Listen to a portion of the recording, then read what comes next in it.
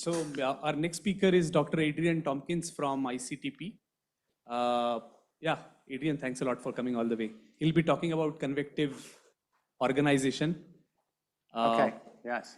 Probably how self-organization versus aggregation, I'll let Adrian talk about.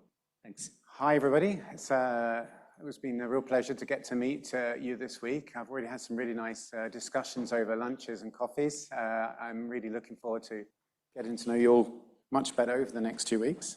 I was asked to give an hour lecture on convective self-organization, or organization, but I'm going to focus on self-aggregation and just organization in very simplistic models. Okay. So what do you think is aggregated here? This is very old data. Some of you might have seen this before. I've used this on a couple of talks. These little crosses. Any ideas? But you'll never get it, actually. I'll give you a clue. It's actually Japanese larvae, Japanese beetle larvae. It's from data from Fleming and Baker, 1936. So there's been a lot of work, actually, long before we started thinking about how clouds organize on basically clustering and organization of animals and flora and fauna and so on. Okay. So there's lots of examples over time about seed dispersion and so on. We can think about these kind of things with clouds as well. I mean, in the animal world, we're going to be talking about clustering. In the animal world, I mean, you can have clustering being mutually beneficial. So like, for example, skulls of fish for protection.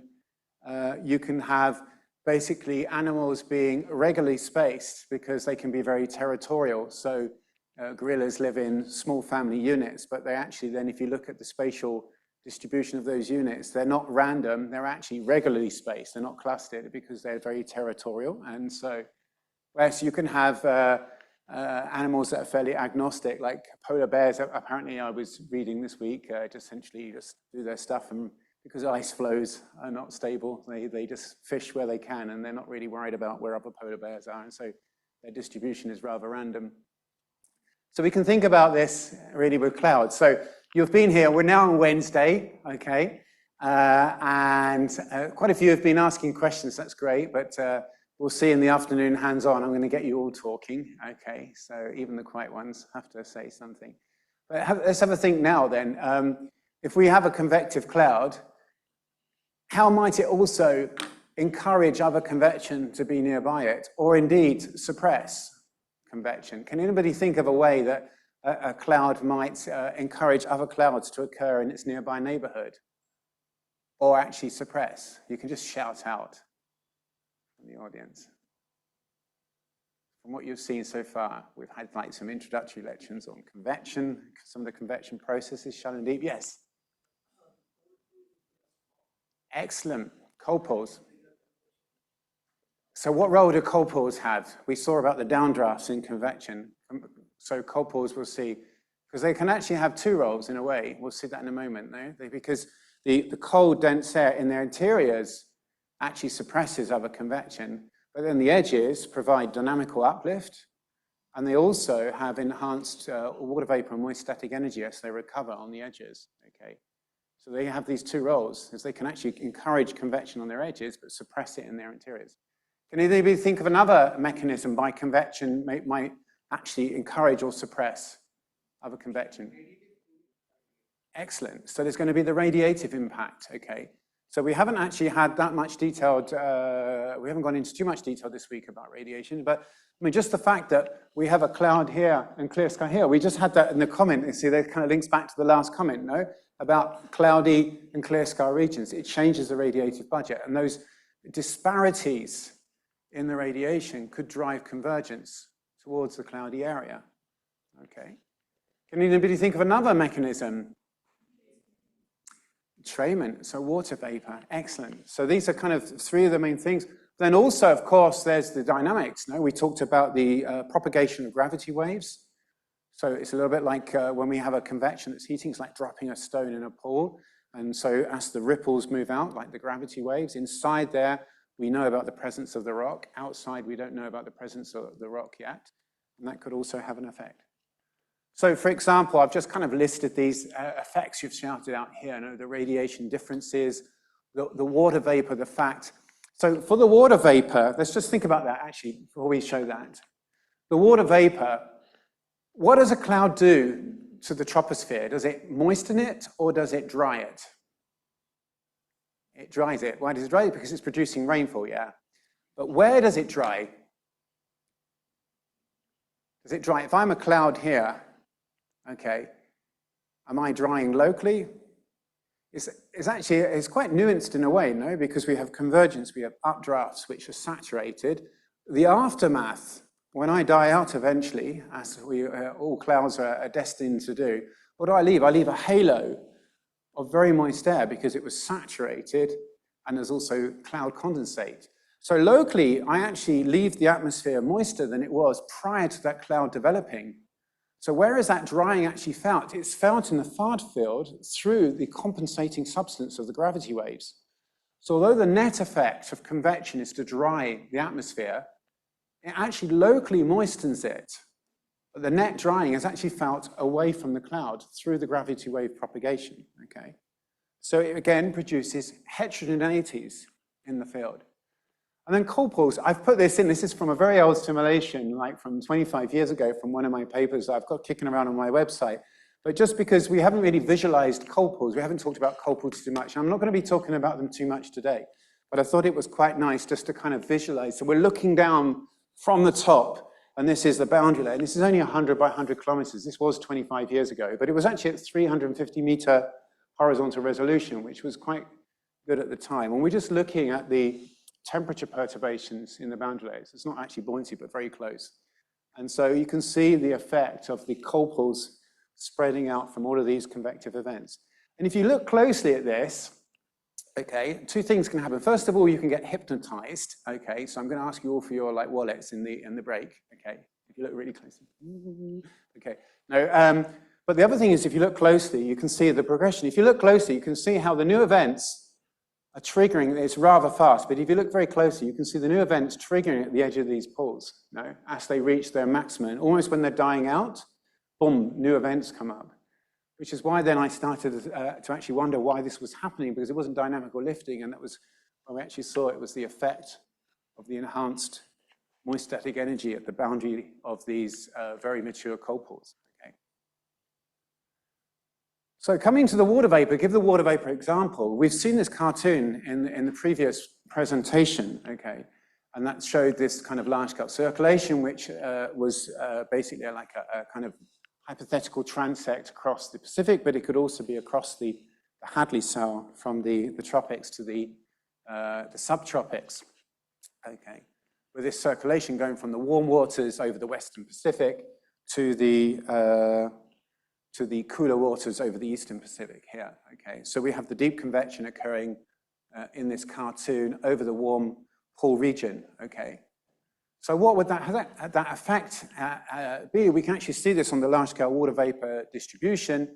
So where we have this deep convection, we expect the atmosphere generally to be moister and the far field to be drier, so we have this kind of compensating substance. And so if we actually look, this is a picture just from the analysis that Simona passed me, just of the average total column water vapor. So it's just the integrated water vapor in the column, which we can see basically here it's in units of millimeters, which is the equivalent of kilograms per meter squared. So over in the Western Pacific, we can see this band of higher amount of water vapor. So integrated in the column, we have the mass of water vapor is roughly the equivalent to one person, one adult human of not too much, a little bit less than me. I weigh a bit more than this, but we have about a human's worth of water vapor in the column over every meter over the Western Pacific, whereas we go to the subtropics, we can see much lower values, no? This is like a small child over the Eastern Pacific here, okay? And so if we actually look then at this profile in the vertical, so now we have a transect going from the South Pole to the North Pole. Here's the equator in the middle. This is pressure in the vertical coordinate. And now we're looking at in terms of the relative humidity. And again, if we look at this meridional transect, we can see very high relative humidity in the tropics and in the lower atmosphere in the boundary layer and in the just above the boundary layer here. And then we can see these very dry regions here. And so this is, I've just quickly grabbed the GPCP actually yesterday, so I thought I'd just chuck that on top and flipped it around. I'm sorry about this, but I just grabbed it quickly because I thought actually that would be good to see how we have the, you can see this is the mean position of the Inter-Tropical Convergence Zone, just slightly north of the equator. And so we can take that cartoon just as a bit of fun, okay? And I've kind of squashed it, and then I can shift it over, and then I kind of like mimic here, and then we can kind of slide it up like this, and you can kind of see basically how, you know, where the convection is occurring, where that peak of rainfall is, where it's kind of like corresponding to the high relative humidities, where we basically have the maximum entrainment here, okay, of moist saturated air, and it kind of fits, no, of the thing, and you can see, so where you're far from the convection is where you're driest, okay. So if you want to have a moist atmosphere in the tropics, you have to be near convection and convection source, okay. And that's why when we look at the budget, this is just from Dennis Hartman's beautiful, beautiful textbook, and we look at the outgoing OLRs, you can see these dry regions where we get the maximum in the outgoing long wave radiation. So Pierre Humbert, in his beautiful paper from '95, this is really a recommended reading, it's an absolute classic, talks about these as being the Earth's radiator fins, okay? Because it's where we have these dry regions that the Earth can efficiently lose energy out to space, okay? But of course, it's all very well looking at this kind of climatology, but when we actually kind of bury down, of course, there's a whole host of complexity going on. So this is just an animation of basically mimic. The colors here, there's a rather poor choice of colors. This, I should actually change the way I plot this because it kind of goes from red to purple and pink here. But anyway, these are kind of moist areas here. The white patches, by the way, are intense rainfall. That's where the convection is going on. So you can see buried in these moist areas is the convection. So where we have high moist static energy near the surface, where we expect convection to go, and also it's moistening its local atmosphere. And so you can look closely and try and pick out your split bands now and again. Look, you can see them appearing every now and again, actually, inside these animations, okay? So what's really going on at these scales, on smaller scales? Well, we know, of course, we've seen a lot about waves. I'm not going to be talking about too much about waves. We know that buried in here, when we kind of pull this apart, and Gilles showed this very nicely in his talk and the talks we had yesterday morning, but there's a lot going on about wave structure. And I'll be talking a little bit more about waves and the organization of convection on Monday in my research talk. So I won't be talking more about that today. What I'm going to be focusing more is more on understanding the organization of convection from a much more idealized viewpoint. And that's where we start to go back and look at just basically how does convection organize itself in very idealized experiments of radiative convective equilibrium, where we try and take out the complexity of waves sloshing through the domain, and we try and have a simplistic setup as possible. So when we talk about cloud resolving models, we're talking about simulations that, you know, often maybe not that great of an extent in terms of the X and Y direction. Here's a diagram of something on the order of 200 kilometers. These might be 500, 1,000. Quite a few simulations now on multiple thousands of kilometers. And they're basically solving the momentum equations that you've seen earlier on in the talks this week on grid meshes, which may be on the order of a kilometer. So this box here is divided up into grid cells of about a kilometer in dimension. Okay. Now, these equations are solved, as I said, in a very idealized framework or simulation setup, where we may have an underlying boundary condition, which is just a fixed sea surface temperature, or it could be a slab ocean model, for example. We have usually lateral boundary conditions that are cyclic, so anything that goes outside of this side of the box just comes in on the other side, okay? And we'll have an interactive radiation scheme usually these days. And then the microphysics, we had a question about microphysics earlier. They're usually schemes which will have categories that represent the cloud droplets, the rain droplets, and then there'll be maybe 2 or 3 ice categories. So you might have snow, graupool, hail, its different bulk categories, and then the conversions between them. Okay. In these models, these microphysical schemes often account for the updraft velocities, not always, in the way they handle the microphysics, which is something that's a little bit different from a global model. One of the things actually that's most uncertain, which kind of links to the question, and we could talk about this more over coffee, but the problem with global models is you really don't know what the updraft velocities are on the small scale, cloud scale. And that's really important for the microphysics of clouds. And so that's one of the issues actually which really causes a lot of uncertainty. You can throw in microphysics with all sorts of different categories, but if you don't know the cloud scale velocities, you're not going to go very far. Okay. So that's one of the problems with microphysics in global models, but I kind of digress a little bit, sorry. Okay, and for those of you that are kind of interested in turbulence and subgrid scale, they normally just have very simple first or 1.5 order closures, but I don't have time to get into what that means, but some of you probably already have studied that and so on. So if we go back to very early studies of these simulation setups, I'm going to show an example from a two-dimensional study. It wasn't the very, very first, but I think it's the first that really buried down into the actual aggregation problem and went into the background. And that was from this classic paper by Held et al. And it was a two-dimensional model that was on the order of around 600 kilometers in its x direction, okay? And they started this simulation going, and at the beginning, what we're doing here, actually the x direction is on the y-axis and time is going across. It's kind of a Hofmüller plot, but it's turned on its side. We usually have time on the Hofmüller going up the y-axis. So you have to kind of turn your head on the side and imagine this is actually this dimension here. And at the beginning, there were several centers of rain and they were kind of jumping around. And you can see what happens over time. It kind of settles down into two centers, which are not really moving around very much. This relates to my question to our plenary talk last night. I was saying because the answer to my question was why? Why do you expect not to have these clusters propagating around? Well, it's not necessarily the case. You can see the simulation here. We have two centers and they're not going anywhere at all. Okay, there's no mean wind. Mean wind was actually taken out of these experiments because at the beginning they had if you just leave, especially a 2D model, you tend to have kind of upscale momentum cascade and you get a shear developing, which they didn't want, so they actually controlled it then by taking it out. Okay, but we can see here, it collapses to a single cell, so it becomes very aggregated. We talked about the reasons. Well, let's have a look at a 3D simulation. So again, this is like the earlier picture where we're looking down from the top. These are simulations that Aditya did as part of his PhD with me, almost 10 years ago now. It's getting on for 10 years. I can't believe how time goes. So here, this is 500 by 500 kilometers. And these colors are just a way of kind of summarizing the column, okay? So it's kind of dry in the lower atmosphere, dry in the top, moist in the lower atmosphere, dry in the top, moist and moist, okay?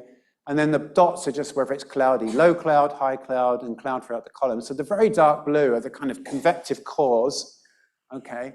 And the slightly lighter blue, it doesn't show up quite so well on this projector, but they're basically the anvil cloud spreading out the top like we saw on that photograph right at the beginning, okay? And so what do we see when we look at the simulation? You can see the daytime up here. So by 60 days, like at day 2, everything's just bubbling around. Convection's just everywhere in the domain. And then over time, you can see a hint of a dry patch forming, which then here starts to spread, okay?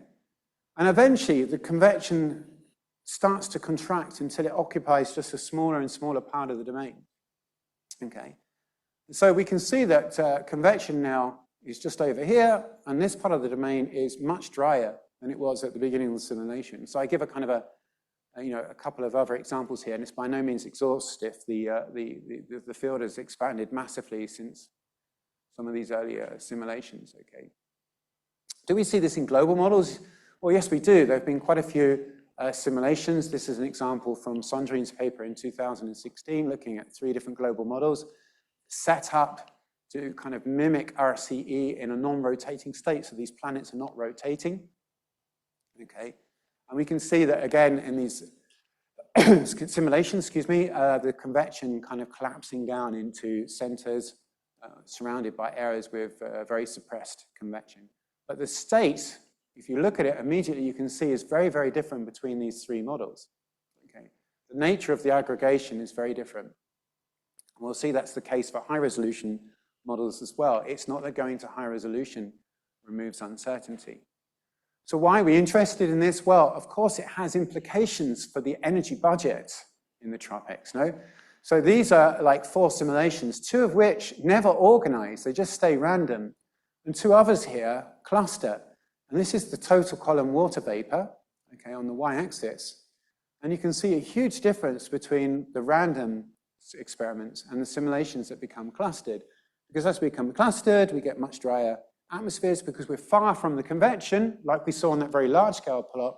And so we very efficiently lose energy to space, of course, as a result of this. So if we look at the OLR, the impact in this particular model, even on these kind of rather small domains, is on the order of 20 watts per meter squared difference in the outgoing long wave radiation once you become aggregated. And so this means that changes in organization have the potential to kind of act as a, for example, a modification to our climate sensitivity that, at least for the organization on small scales, might not be represented in our global models. Okay. So what is actually driving this organization? Well, we've already kind of named some of the processes at the beginning, you know. So way back in my PhD, I actually looked at these were only 100 by 100 kilometer domains, and this was, I found that I had organization in very strong bands, and by homogenizing the surface fluxes, it kind of broke up a bit, but what really killed it was homogenizing the radiation, and this was actually starting from an organized state. Once convection gets organized, Caroline Müller has shown in her papers that these states are quite sticky. Okay, so once it's organized, it's quite hard to break up, but in this model, homogenizing radiation, after 4 days, it was enough to go from this to this. Okay, way back. So Alison Wing had a very nice methodology of trying to then look at the different contributions to this by basically looking at the moist static energy budget, okay?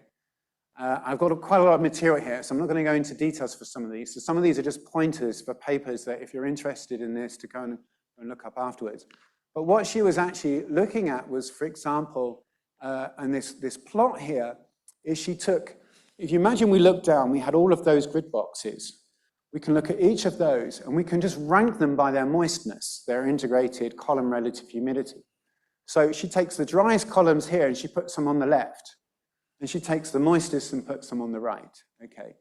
And then she just simply looks at each of those are the diabatic processes, for example, radiation or surface fluxes, are they acting to actually enhance the moisture or the moist static energy in the columns which are moistest already, in which case they're increasing the variance, or are they actually acting to suppress the variance, okay?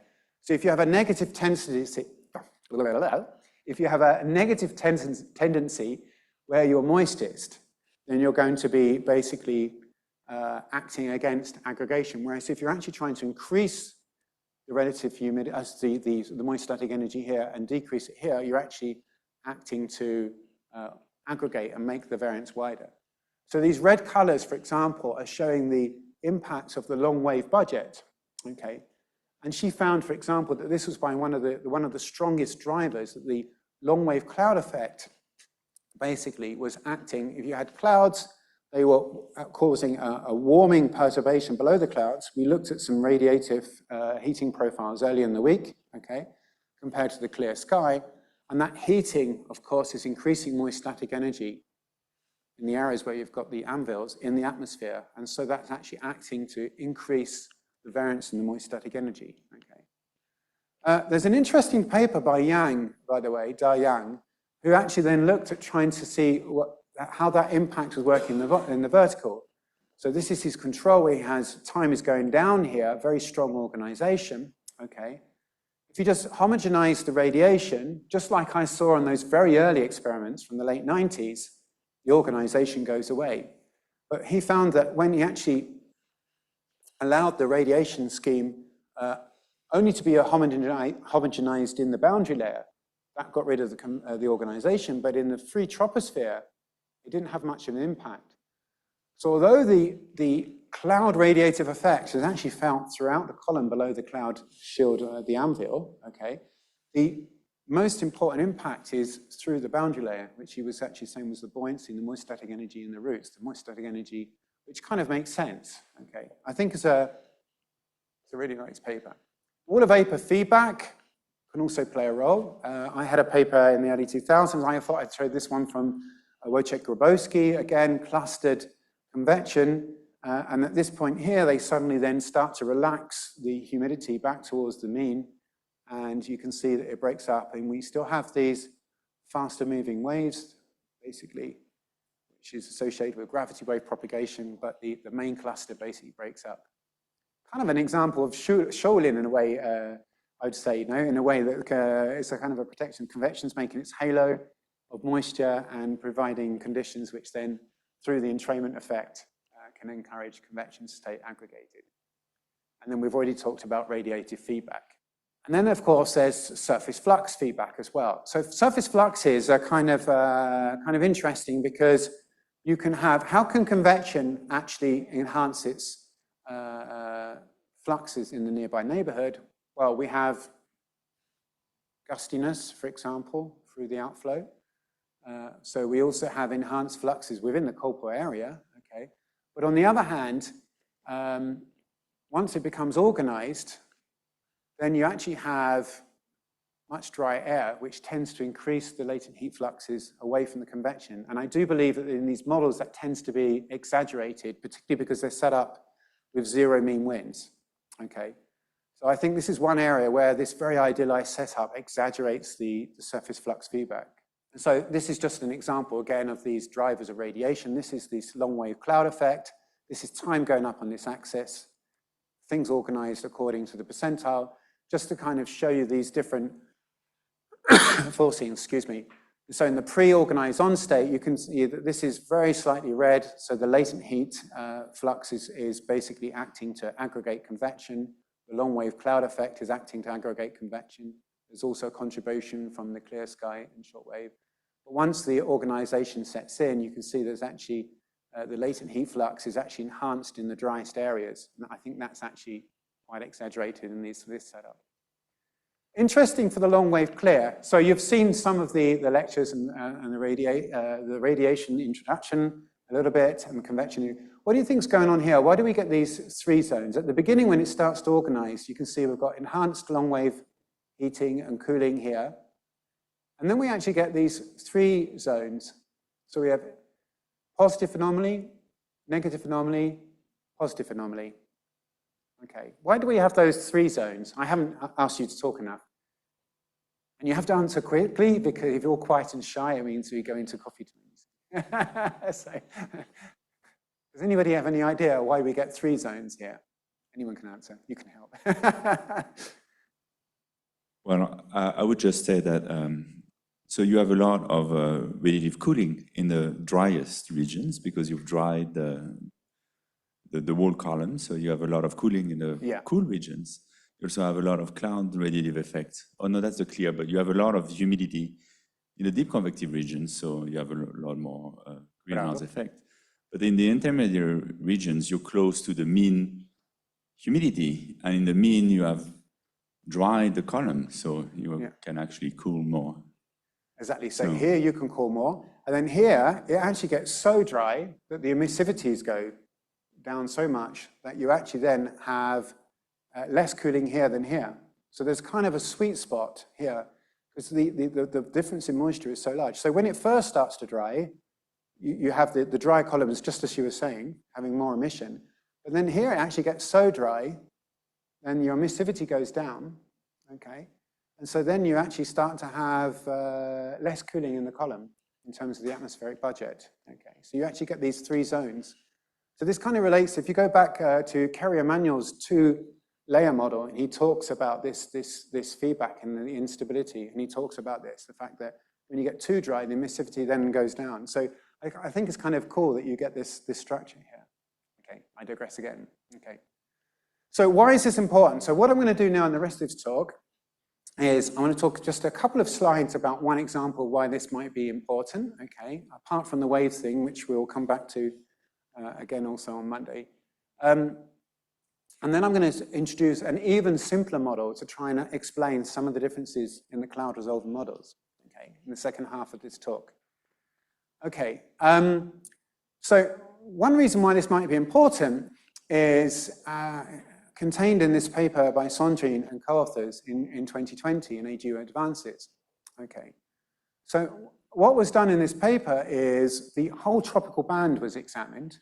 Okay, and it was looking at the outgoing long wave radiation, and the the organization was we were trying to assess that based on identifying the convective centers through looking at the overshooting tops in the OLR. So we were looking at trying to identify the absolute minima in the OLR using a filter to try and avoid just identifying the gravity waves, because if you look closely in these very high resolution, should we say, OLR signatures, what you sometimes get is you can actually see the overshooting tops, you see undulations in the anvil top associated with gravity waves propagations. And so you don't want to kind of pick those up. So we kind of applied a kind of a very simple smoothing filter to try and avoid that, and then picked out the overshooting, should we say, tops. And then we tried to assess the organization. So we did this at the time with this parameter called IORG. How many of you have heard of IORG, by the way? It's an index, there's a few of you. Okay, so I thought I would have put a couple of slides in just to explain that. So if we want to measure, if we look at these two scenes, here and here, and I asked you, in which of them is the convection more organized?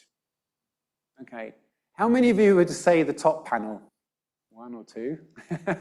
And how many at the bottom? It's almost impossible to say, no, when we look at those. So what we want is a quantitative kind of measure. And so one of the measures we could use, okay, is one of many actually, and if you want to have a review, Giovanni was working with me for his PhD. He just published with me a paper in JAZ last year where we have a review of nearly every single measure of convection. We missed one or two. There's one called BORG. I'm ashamed that we missed. So, but there's a couple that are missing. But we've pretty much reviewed everyone there briefly and introduced yet another metric as well. So this metric, let's imagine that these are cloud objects. Maybe a cirrus shout here, another kind of isolated thunderstorm. Now all we're doing is we're just looking at nearest neighbor distances. Let's imagine that all of you are clouds. Okay, you have to put in, you have to imagine, let your inner cloud come out now inside you. We all have this inner cloud. Now, if you look around you and see the nearest person to you, and you see how far away they are, okay, now, and you measure that distance, and then what we can do is simply tabulate all of those distances, okay, and we can look at the cumulative distribution function of those distances. So you two are quite close, so we'll say, okay, we'd have that distance there, okay, and then we have another small distance there, and then I'm over here, I've got a really big distance. That's because I forgot to pack my deodorant when I came here, okay, so that's why I have this large spacing, okay, and so we look at the cumulative distribution function. Now, if we'd all just randomly sat down in this room, okay, we could tell what that distribution function should be for a random distribution. There's a very simple theory that tells us what that distribution of distances would be. So we can compare what we actually measure to that theoretical distribution. And that's quite nice because it gives us a null hypothesis, okay, of what we expect for randomness. And so we can see if we're actually, those distances, if they're smaller, then we know that we're clustered. If they're larger on average, we know that we're regular, okay? So I suspect that actually we're regular here because of the regular spacing of the chairs, okay? It would be interesting. We should actually do it and work it out and make a plot. See what IORG is for the people in the room, if we had time, okay? So this is what we're just showing here. If you actually look at the theoretical CDF compared to the actual, if it lines on the diagonal, then it's just random at every spatial scale, because as I move to the right, I'm looking at different spatial scales, small, larger, larger, larger distances, because this is my cumulative function of distances. And at the largest distance is up here. And then all I did is simply say, okay, let's integrate under that line, okay? And that just gives us an index. So if it's a half, we're random. If it's less than half, we're basically have smaller distances, and you can see that, sorry, this is the other way around, because if it's above here, this is the actual CDF. So that means we've got smaller distances than measured, so we have a clustered state. Okay. So this is two examples where one of my simulations which stays random, okay, we can see that this is the curve. It actually is regular at small distances, and then eventually hits the 1-1 line. Okay. Why is this? This is the suppression of cold pools that we talked about. Remember, those cold pools in the interior don't allow other convection to occur. So we actually find that the simulation, although the convection seems to be bubbling around random, is actually slightly regular due to the impact of cold pools. Instead, the aggregated run still has the impact of cold pools up to 20 kilometers. So you can see I've plotted a line here for the spatial scale, but then becomes clustered on the larger scales. Okay. One thing to note, actually, with IORG, if we look at this distance line, if you notice, it becomes very vertical here. And that's because IORG, as it's the nearest distance, is rather short-sighted. It's very sensitive to the smaller scales, but you can see that the resolution gets very, very coarse when you get to larger scales. It can't really see organization if you apply it to a tropical scene above 200 kilometers. And that's why we developed a new index called LORG, which was to supplement that. Can I use this? Sorry, I'm a little bit dry today. I'm like, there was the Republican who was doing the State of the Union response. Can you remember? Not the same political views, but there we go. Although I shouldn't say things about politics, no, in the middle of a talk. You have to edit that out of the YouTube afterwards, no? Making me. And so, with this scene, we looked at deriving the IORG. Here it is, okay, over the period of time. And we also looked at the low-level static stability. This is essentially the EIS that was introduced in the last talk. It's just the difference between temperature at low level and temperature at 700, okay? So it's a measure of the stability that we expect to be related to low clouds. So maybe we'd expect this to kind of influence the energy budget in the short wave because it affects low clouds. Remember, low clouds affect the albedo. Remember, we saw that in the radiation. But they don't have a big impact at the top of the atmosphere OLR because they're very warm, the tops. Instead, the clustering, we're looking at the cold cloud tops and the organization. We expect that basically shortwave, we expect this to impact the long wave budget. So if we look at the net budget, we combine these, and we just, in this paper, we simply had this regression of these two things, IORG and EIS, okay? And when we put them together, we found that they explain most of the variability of the top of the atmosphere tropical budget over multiple years, okay? Now this is interesting if you think about it. Why is it doing this? Well, we said about the OLR, when we actually looked at the IORG on these timescales compared to a measure of the mid-tropospheric humidity from microwave retrievals, we see that we have this anti-correlation. So basically, when we looked at the relative humidity, you can see that the IORG was associated with changes in the humidity in these subsiding branches. It comes back to that picture right at the beginning. But as we said, if we look at the nearest neighbor, these are actually the actual measured nearest neighbor distances retrieved from this statistic. We can see that the nearest neighbor distances really peters out at 200 kilometers, and it's really measuring organization at the 100 kilometer scale. So it's kind of interesting, because if we go back to this kind of silly cartoon I put together, it kind of says that what's going on at the kind of 100, 200 kilometer scales in this zone is really important then for how much water vapor is getting out into these subsiding branches and impacting then those radiative fins in the subsiding branches. It's quite exciting. I mean, I think there's still a lot of work to do here, but I think it's kind of an interesting result. Now I'm going to come back in the last kind of, I've got 15 minutes or so. So in the last 15 minutes, I'm going to come back to these simulations, okay? And I'm going to kind of point out some of the problems of those, and then maybe try and dig into those a little bit with this stochastic model, which I wanted to try and cover because I thought some of you might be interested to play with the model in the hands-on next week. Okay. So the problem is that the organization in these models, we already saw that the global models had very different states of organization. And that's also true, unfortunately, for the high resolution simulations. Okay. The organization is domain size dependent, it's model resolution dependent, and it's dependent on the physics. So Caroline showed this in her work with Isaac Held, okay, published in 2012.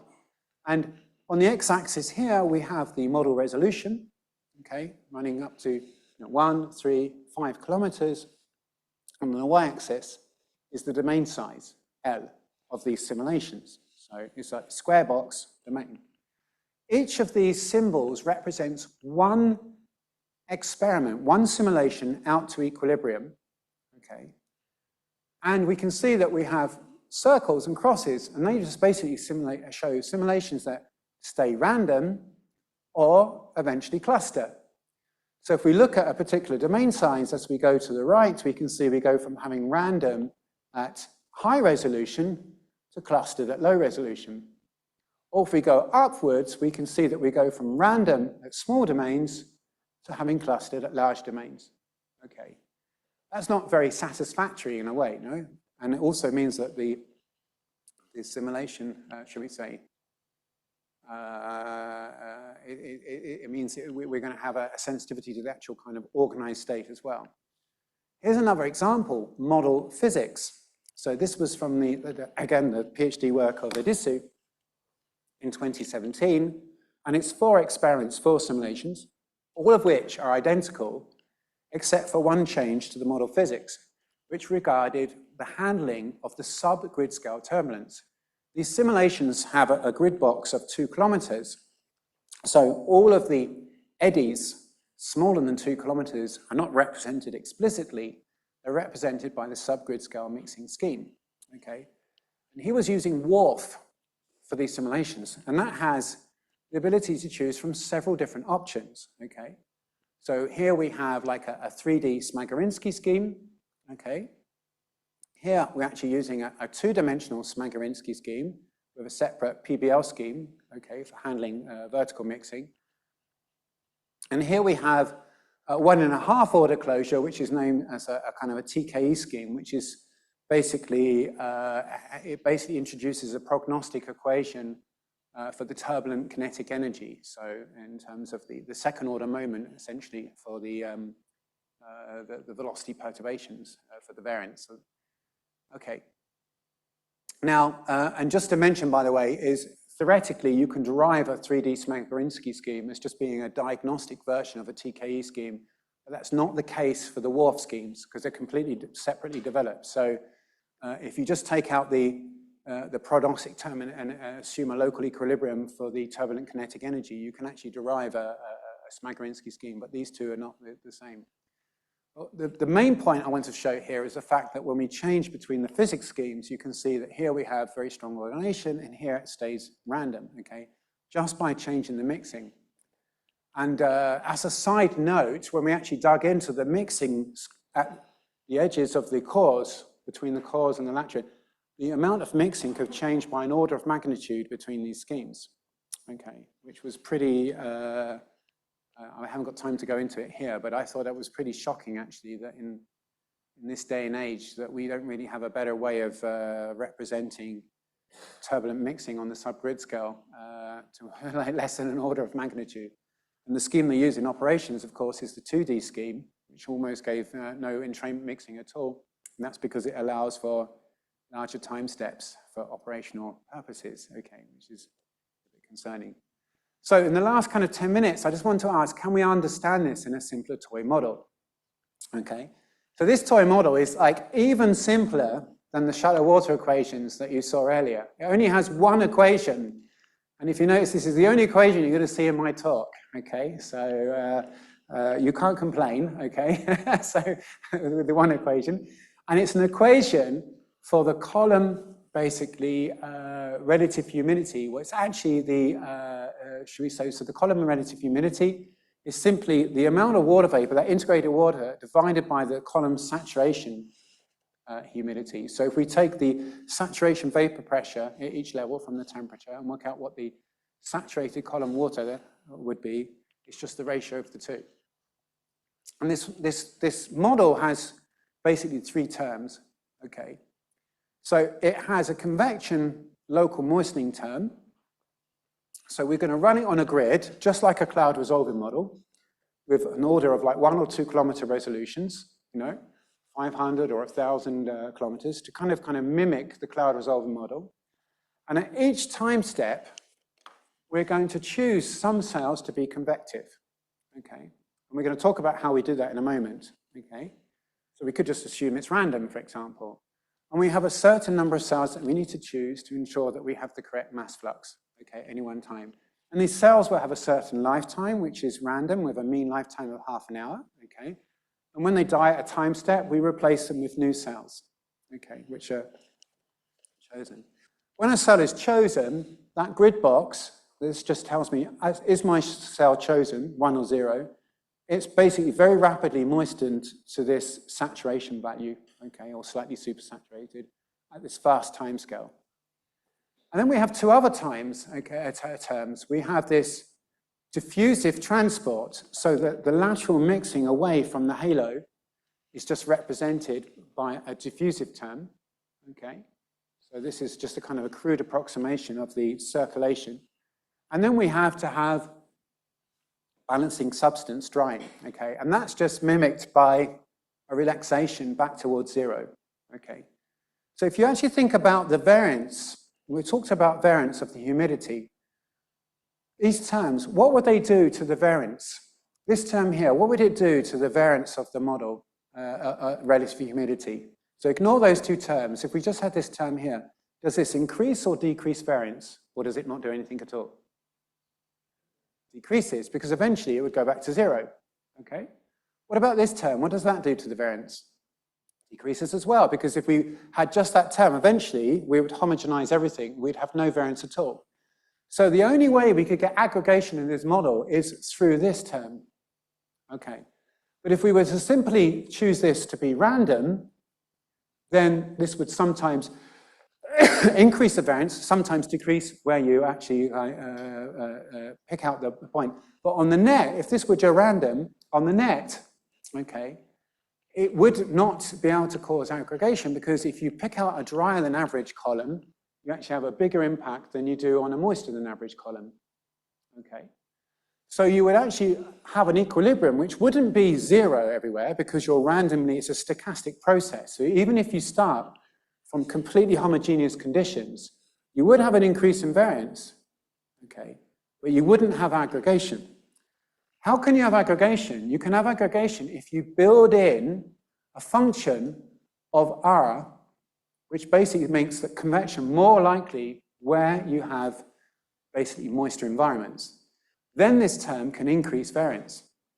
So we build in a function based on the Brereton relationship. When we look at observations, precipitation increases exponentially with the column humidity, okay? And so we build in that relationship from observations, and we have this parameter AD, which is the scaling, which in observations is from TRIM, from the 2 Brereton papers, is around 14 to 16, depending on the TRIM version. Okay. Here I have a little cartoon, which is not doing anything, so maybe I need to click. Yes, okay, sorry, I thought I'd put that on autoplay. Okay, so the model actually runs in 3 dimensions, but we made this cartoon in 2 dimensions just to illustrate how it's working, no? It's just as simple as this. You can see that, and here we only choose 1 convection event at a time, but in reality, we actually have an ensemble of convection events, okay? So we actually have a convection fraction that we're maintaining. So you can just simply see that we pick out locations. Sometimes they can pop up in a drier area, but you can see that more often they're popping up in the moister areas due to this parameterization that gives us this probability, okay? And you can see the slow drying of the domain over time through the compensating substance, and you can see the diffusion that's acting to spread out the humidity, okay, to kind of mimic the overturning circulation. Anyway, so the model can simulate aggregation, but not always, okay? So this is the same model with the same set of parameters. Now, on the left, we just simply have a higher convective fraction, okay? And on the right, we have a lower convective fraction, okay? So on the left, this is like the audience at the beginning of my talks usually. And on the right, this would be the situation like normally when I'm halfway through a talk in a conference and most of the people have already gone out to get coffee because, okay? So you can see it can have a big difference, okay? So when we've got more moisture sources locally, it doesn't tip over. We can run this for like 1,000,000 days. It's a super fast model. It always stays random. It's moist everywhere. This is the column relative humidity. Look what happens when we have fewer moisture sources. Boom, it tips over. So we have the ability to simulate bistable states, okay?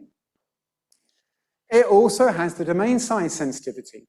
On the left, we have a small domain, medium, and then we have a large domain here. So small domains, random, large domains, aggregation. You should be all going, oh, hang on a second, that looks like the Miller result, okay? We have this tipping over, as I said. Now, I have to say, in this model, we did try and pick out the parameters from observations, okay? So we haven't tried to tune it to kind of make it tip over just at the kind of cloud resolver model, kind of like state. So, as I said, AD was taken from the observations. We tried to use a scaling argument to pick out the kind of diffusion. So this was kind of out of the box, okay? I'm actually quite proud to say that, okay? So why is this happening? What's going on? Well, we have this kind of like, as I said at the beginning, the dry perturbations in an atmosphere are kind of all about your vicinity to a convection moisturing source. Okay, if we were all convection in this room, where would we expect the driest perturbation to be developing? I would say probably over there, okay? Or over there in that corner, because those are the locations which are furthest away from all of your moistening effects, okay? So an important parameter, we think, to understand this is going to be the largest convection-free area, okay? Which we can derive from theory, okay, for a random Poisson process, okay? So, for example, for the domain size simulations, we could say, well, the reason why we think that larger domains allow aggregation is that, on average, from a stochastic process, the larger the domain is, the larger the expected free area is going to be if you just randomly put people in a room, okay? If I were to have a lecture room 4 times as large, to maintain the same density of people, so imagine you all then basically turning into 4 people, bum, bum, bum, spreading you randomly over the room, you would expect from theory to have a larger dry patch, free area, in the room that's 4 times larger. So you can actually explain what this is from theory. So we did this from theory, we came up and derived what we expected that to be, okay? And so the theory here, it basically is the blue line, okay?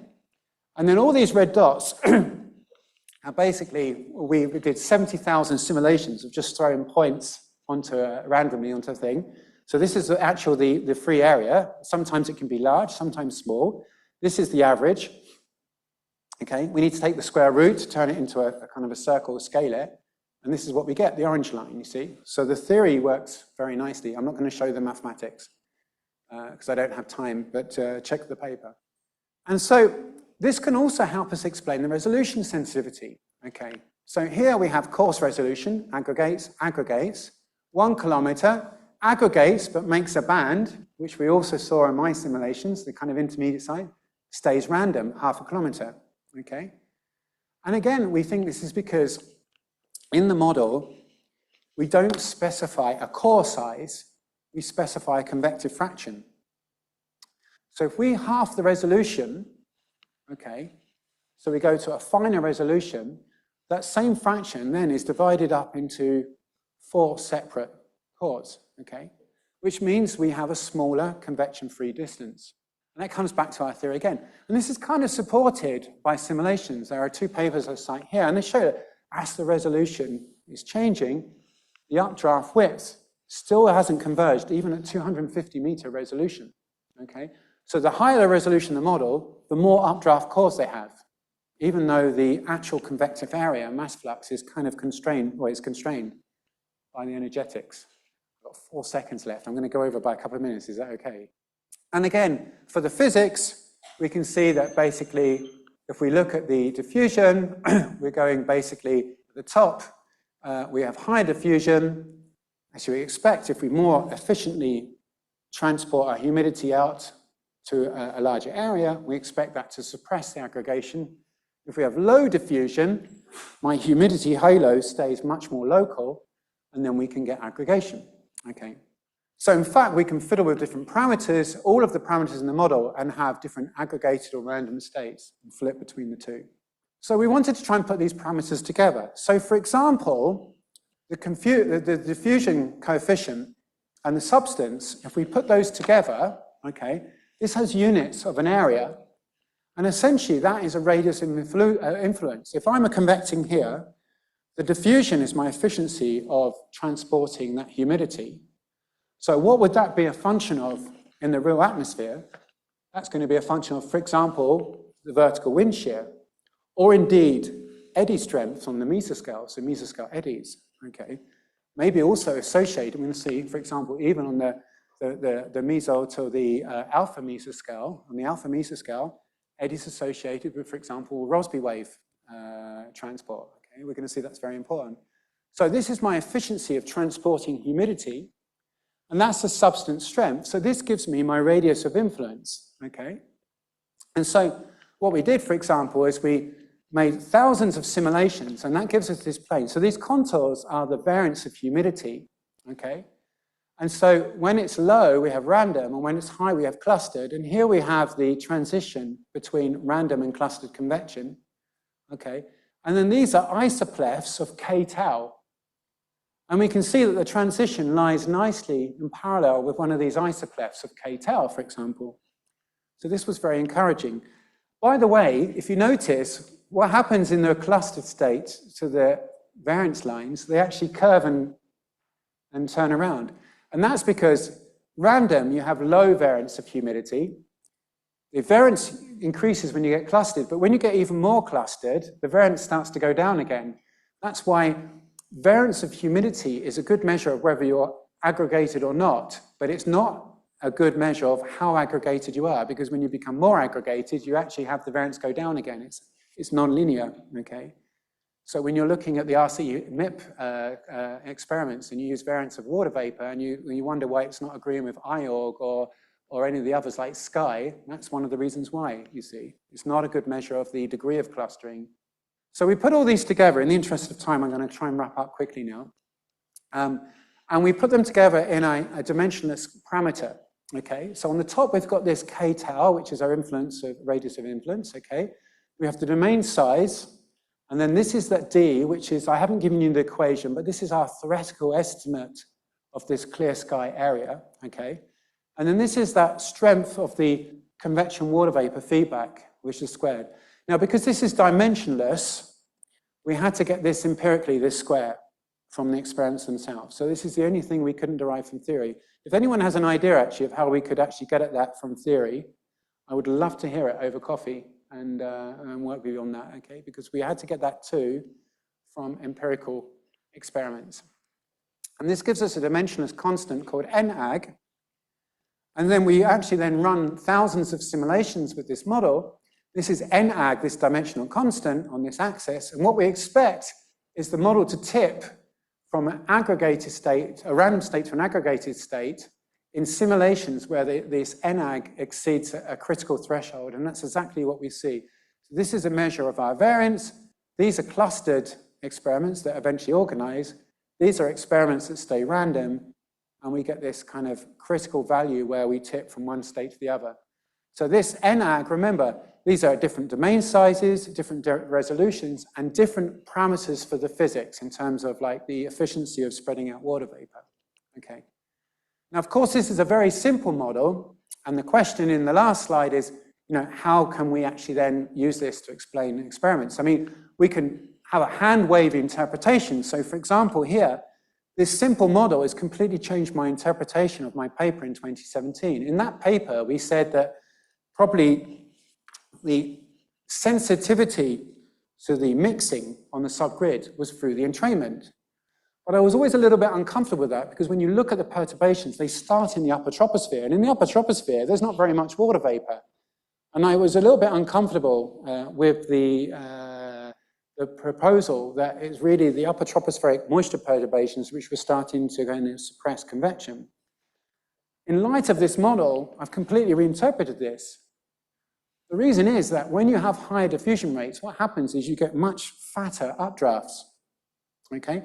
More mixing, you get wider updrafts. But the mass flux is constrained, so what happens is you have many fewer updrafts. So in the pre-onset stage, when we went back to these experiments, we found that in the random state at the beginning, the high diffusion experiments had fewer, fatter updrafts, bigger spaces, which means they have a larger cloud-free area, okay? And so they're the ones that you expect to organize, which is exactly what happens.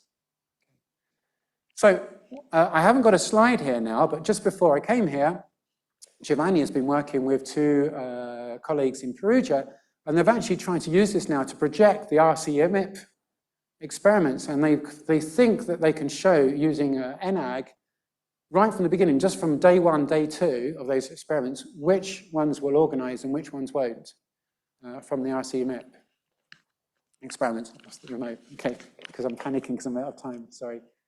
So anyway, I'm going to conclude there. I'm sorry for overrunning for a couple of minutes. So I'll just kind of leave those kind of conclusions up. I think very quickly to kind of summarize, I mean, we've seen that this self-organization driven by these kind of cloud-radiated feedbacks, this ability to have bistable states, 2 equilibria, okay?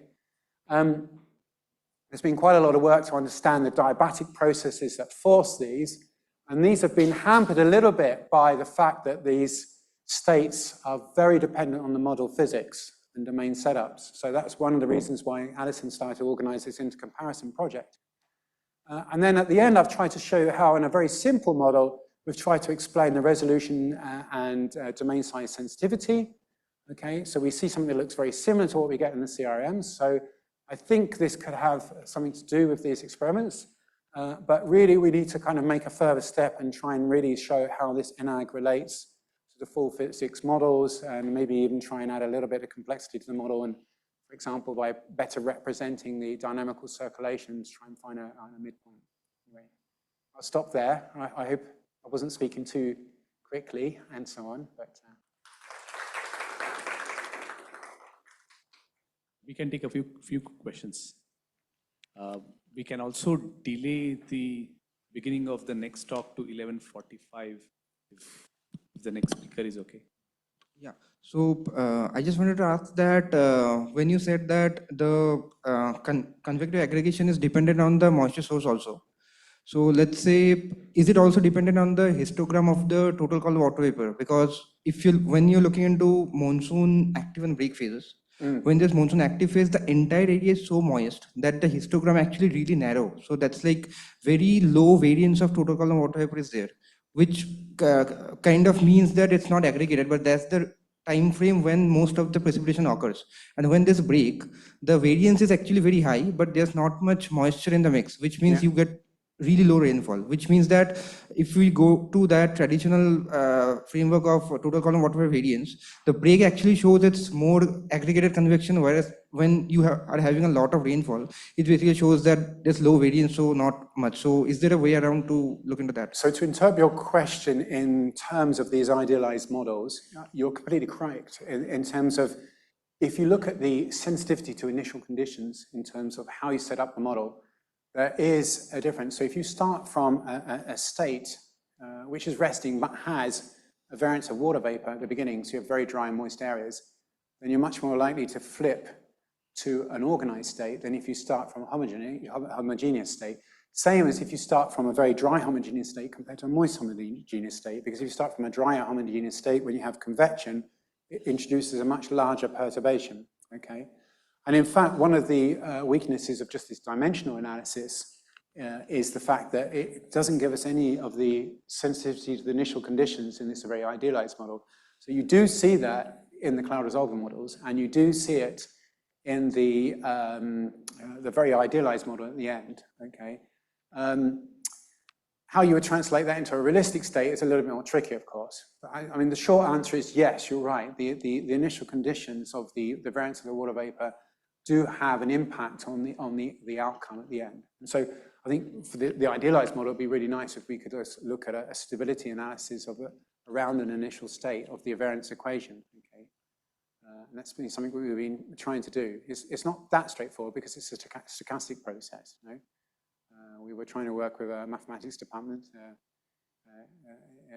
just up the road, but we haven't got too far with that yet, but we're kind of trying to work on that now. Yeah, good question. Thank you. Hello, yeah. So at the very beginning, you showed this 4 simulations, and you showed that with time, how the total column precipitable, like total precipitable water basically changes. That's so right. for 2 cases, it decreases, and for 2 cases, it was random, so it increased. And you basically showed that for the 2 cases where it was like, it became, it reached an equilibrium state, was like random, and there were no convective aggregation happening, and the other 2 there was some convective aggregation, and so the total precipitable water decreased. So can you attribute it to some initial conditions that you applied in the simulations? Like, what were the initial conditions? Is it attributed to the homogenization of radiation in the boundary layer that you mentioned later? No, those 4 experiments were completely the same. They had the same initial conditions, okay? They had the same framework for the setup of the simulation in terms of the boundary conditions. The only difference was a change to the physics that represented the mixing on the small scales. So just the subgrid scale turbulent scheme. So essentially they were, in a way you can consider them to be 4 different models. So most of the representation of the physics was identical, but there was one aspect of the parameterization that changed. And that was just how you represent mixing between one box and the next. So the effect of basically motions of the atmosphere is smaller than the scale of the box, okay? So any model normally, unless it's basically very, very fine, even LES models still have usually a simple first order subgrid scale mixing scheme, unless they get down to extremely small scales. I don't know what scales normally you turn off a subgrids mixing, but it has to be probably meter scale or so on. So basically, even at 100-meter resolution, you would still have a representation of the mixing. So those 4 experiments were just simply changing that representation of that small-scale mixing. And it was just to illustrate how something where, when we're setting up these models, very little attention was applied to subgrid scale mixing. Some papers looking at aggregation didn't even say in the method which scheme they'd used, and yet it had a huge impact. I mean, part of that was just coming about with, just as a side note, I know we're late for coffee, I'll be super quick, but RCMIP is an intercomparison project. I think it suffered a little bit from the kind of CMIP intercomparison, no? So CMIP, every single round of CMIP, always, we should turn off the YouTube actually, I'm going to be controversial, but every round of CMIP has the same climate sensitivity PDF. And that's because if you have a model that's kind of outside of the bounds, you think, oh my goodness me, I'm an outlier. And then you tune all your physics to get back inside. I've seen that happen, I'm not going to say where. But it happens, no? You have a model that gets 9K, you think, oh, my word, what are we going to do here? And so, and then you bring yourself back into the fold, no? So every single round of CMIP has exactly the same PDF, because no one wants to be an outlier. Same with RCMIP. You have a model intercomparison project on aggregation, okay? When we started with WRF, Dixit came to my office after a couple of weeks. Yeah, I can't get the model to aggregate, he said. He was like setting the model, and it would just keep bubbling over random forever. You know? And eventually, when he was starting to play with the setups, he said, oh, if I change the diffusion though, and I go to the 6th order scaling kind of thing, oh, now I get aggregation. He goes, all right, so now what are we going to do? I said, well, hang on a second, that's already interesting. You know? Like the fact that you have to fight to get aggregation, and yet all the models, nearly all of them in RCMIP aggregate. Because if you want to contribute a model to an aggregation experiment, and you have a model that's not aggregating, what do? You go away, you make it aggregate, no? So, which is a bit of a pity. It's a pity there's not more experiments inside that ensemble that are staying random, because I think you would learn a lot from that. I digress there, so I'm not sure if I don't remember if I answered your question or not. I'm sorry. Yeah, all right, that was mixing. Yeah, that's right. Okay, good. Well, I presume we're kind of late for coffee, but you can grab me. I'm around all this week and all of next week. I'm here from like day 1 to day N. So if you want to talk more about this, you can have loads of chance to pin me down and so on. And you've got me all tomorrow afternoon anyway. So in the real world, what is the role? You mentioned Rossby waves once in your talk. What's the role of these large-scale waves in the aggregation? Good question. I'm going to be talking about one aspect of that on Monday, actually. We were looking at aggregation in the, I don't know if you're able to be here on Monday for the research talks, but I have an example where we were looking, for example, and this is just one work of many, it kind of relates to the mention that's already been made of like the moisture modes and so on. And so we were looking at the variance of the water vapor and aggregation in the tropical warm pool region. And now we were seeing very strongly how the aggregation of convection and the variance of water vapor was really strongly modulated by the passage of Rossby waves, which were basically mixing out the gradients and so on. When it comes to some of these diabatic forcings and so on, I think they very strongly modulate whether a run goes to aggregation or not, but they can still play a role in wave-like organization of convection. So we talked already about, for example, the MGO being a moisture mode. So that's essentially this feedback between water vapor and convection activity. And people have shown, for example, that radiative feedbacks can also play a role in strengthening the MGA, also surface flux feedback. So it's not the be-all and end-all, it's not like the main driver, but if you take out surface flux feedback, it can weaken the MGO activity, for example.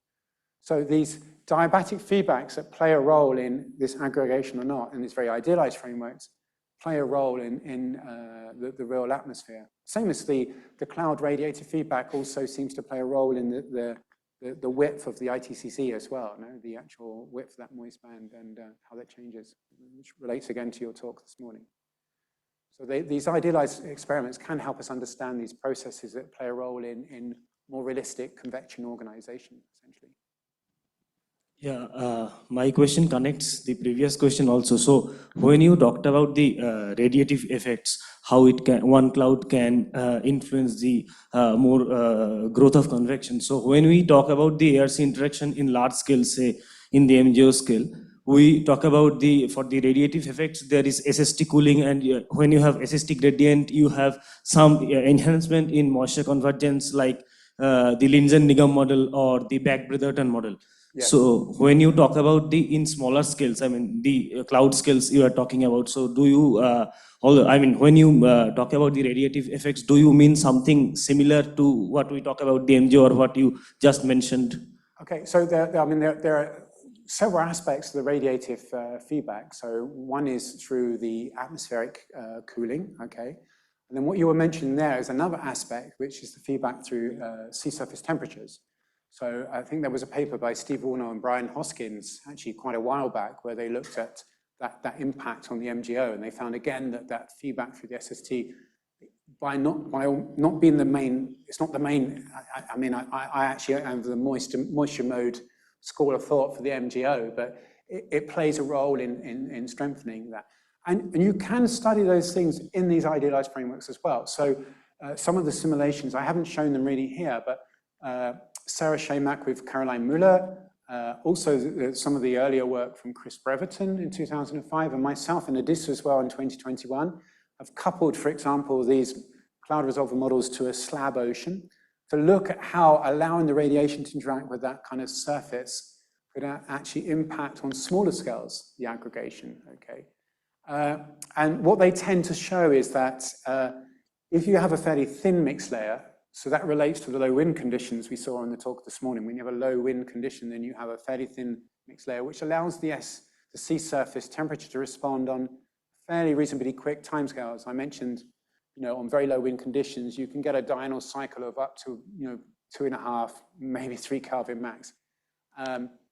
And so that faster response allows the SST to, for example, warm remote locations because you have enhanced shortwave, and that can delay the onset of aggregation, we find. It doesn't usually prevent it, because once you get a large enough perturbation somewhere, you tend to reach a tipping point, and then the feedback can work in the opposite direction, and it actually encourages clustering, because what happens is when the atmosphere gets even drier, further away from convection, the outgoing long wave actually starts to dominate. So then you get a tri-structure, because you get intermediate SSTs where the convection is. In the moist clear sky regions, you have the warmest SSTs, but in the clear sky areas where the atmospheric column is getting much drier, you have enhanced long wave, and that actually should we say, dominates the shortwave effect, you actually get the coldest SSTs there, which encourages on the intermediate scale kind of a clustering. So it's kind of scale dependent, that feedback. But yeah, you can study that. Thank you. If there are no more questions, maybe let's break for tea. Let's thank Dr. Adrian again.